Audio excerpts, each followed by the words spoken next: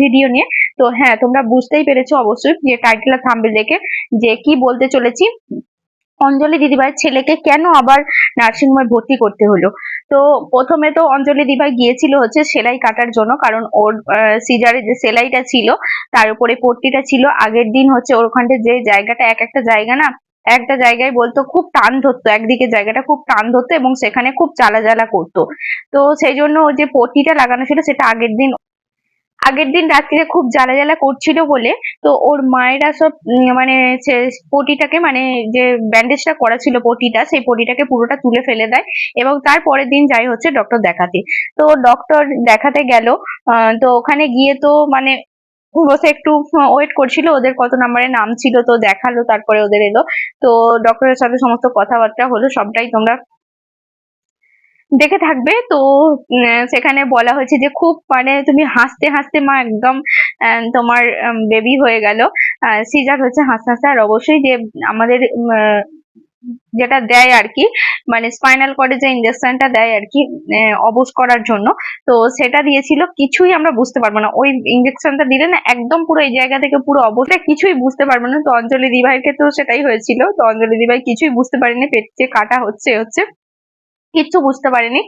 আর হচ্ছে এদিকে অঞ্জলি দিভাইয়ের বর মানে সানিদা তো খুব টেনশনে পড়ে গেছিল যে কি হবে ওখানে, তুমি চেঁচামেচি করবে না কি করবে, করবে এরকম একটা ব্যাপার আর কি, যে হয়তো ভাবছিল যে চেঁচামেচি করে উঠবে করবে, তো সেসব কিছুই হয়নি। তো হাসতে হাসতে একদম পুরো বেবি হয়েছে অঞ্জলি দিভাই। তো তারপরে ওরা ওখান থেকে ডক্টরদের সাথে কথা বলে করে তারপরে বেবিকে ডক্টর দেখানো হয়েছে। তো বেবির বলেছে আবার একটা ব্লাড টেস্ট করাতে হবে।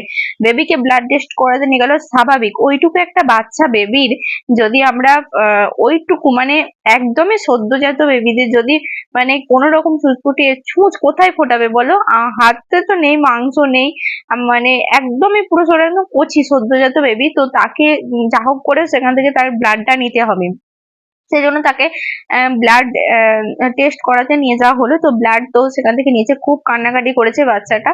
আর সত্যি করি ওরকম কান্নাকাটি করলে না আমাদের মায়ের, আমি তো একজন মা, তো ওরকম মায়েদের না প্রচন্ড কষ্ট লাগে। দেখবেন যে আমাদের নিজেদের থেকে নিক এরকম মনে হবে, কিন্তু বেবিদের গায়ে কোনো যেন না টাচ হয় এরকম যেন মনে হয়, যে যখন ওরকম কান্নাকাটি করে না তখন মনে হয় যে আর নিতে হবে না, থাক। তো অঞ্জলি দিভাই এরকম একবার বলেও ফেলেছিল আর নিতে হবে না, সেই জন্য একবার নিয়ে তো আবার নতুন করে নিতে হয়েছিল আরো একবার। তো সেটাই হয়েছে আর কি। তো দিদিভাই তো খুব কান্নাকাটি করেছে, ওর মাও সাথে কান্নাকাটি করেছে। তো তারপরে ওদের যে রিপোর্ট দিয়ে দিয়েছে, সঙ্গে সঙ্গে রিপোর্ট দিয়ে দিয়েছে ব্লাড টেস্ট করার পরে, যে আবার বেবিটাকে আবার ভর্তি করাতে হবে নার্সিং হোমে। রিপোর্টটা একটুখানি খারাপ রয়েছে, তো সেই জন্য ভর্তি করাতে হবে। কি হয়েছে না হয়েছে সেটা কিন্তু পুরো ক্লিয়ারলি অঞ্জলি দিভাই বলেনি এখনো। তো যাই হোক আমরা জানতে পারবো, জানলে অবশ্যই আমি তোমাদের জানিয়ে দেবো। তো তারপরে বেবিটাকে নিয়ে গিয়ে ওরা আবার ভর্তি করে দিয়েছে।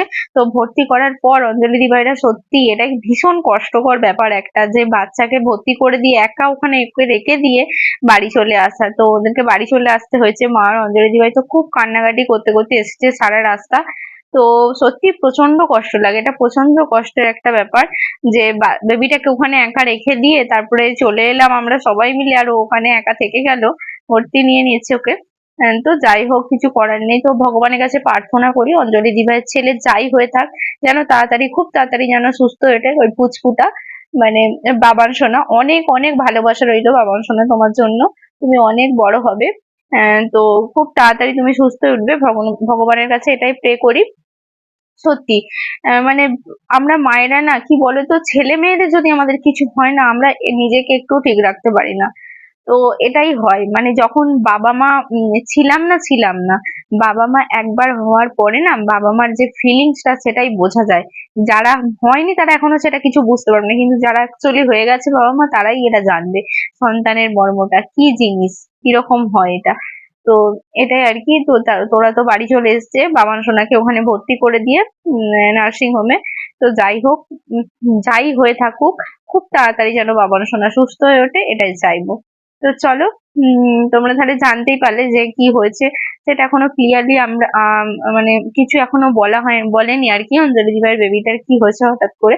তো যাই হোক, এর আগে একবার ব্লাড টেস্ট করানো হয়েছিল, তো আবারও একবার নতুন করে ব্লাড টেস্ট করানো হলো।